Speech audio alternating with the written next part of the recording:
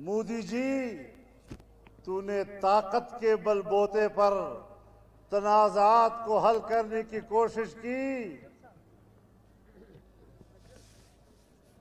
تمہارا ہم نے کیا حشر کر کے رکھ دیا ہے۔ بیچارے سے اسمبلی میں بیٹھا نہیں جاتا، اپنے ملک کی پارلیمنٹ ان پر لعن طعن کر رہی ہے۔ ایک طرف ہندوستان ہے جہاں کوئی یکجہتی موجود نہیں، جہاں مودی کو کوئی حمایت حاصل نہیں، ایک طرف پاکستان ہے جہاں مکمل یکجہتی موجود ہے، اور اس یکجہتی کی بنیاد جمعیت علماء اسلام پر رکھی۔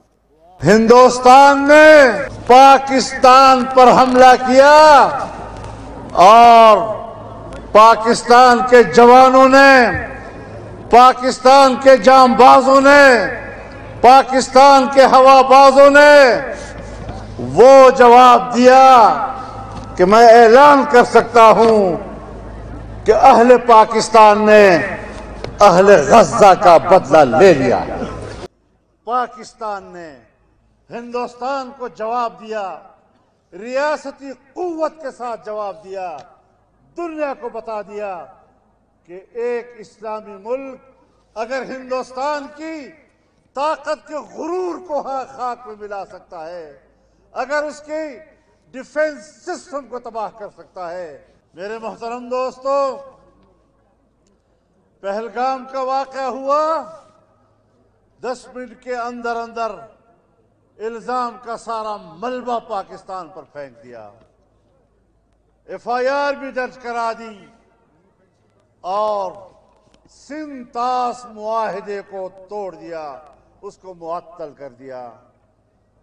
مودی جی، یہ معاہدہ ہے، یہ ٹریٹی ہے، اس پہ ورلڈ بینک ضامن ہے اور اقوام متحدہ کی قراردادیں اس بات کو واضح کرتی ہیں کہ کوئی ایک ملک یک طرفہ طور پر کسی معاہدے یا ٹریٹی کو معطل نہیں کر سکتا۔ تمہارا باپ بھی پاکستان کے پانی کو نہیں روک سکے گا، اور اب جب تم نے یہ اقدام کیا تو اب جو آپ کے حصے میں دریا تھے، اب اس پر بات ہوگی کہ یہ تمہارے ہیں یا ہمارے۔ اقوام متحدہ کا چارٹر کہتا ہے کہ کوئی ملک دوسرے ملک کے خلاف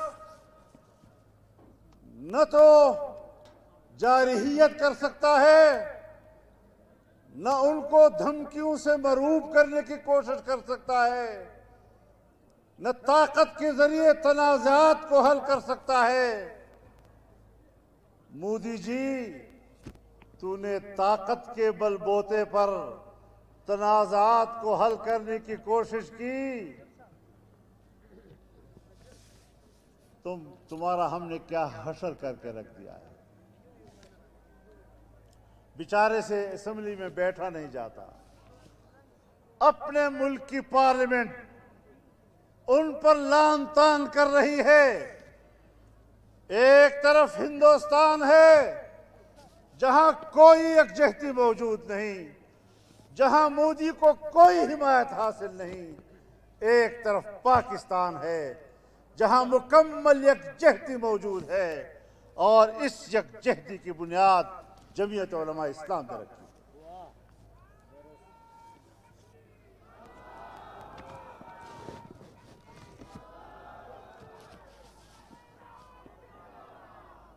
اسرائیل نے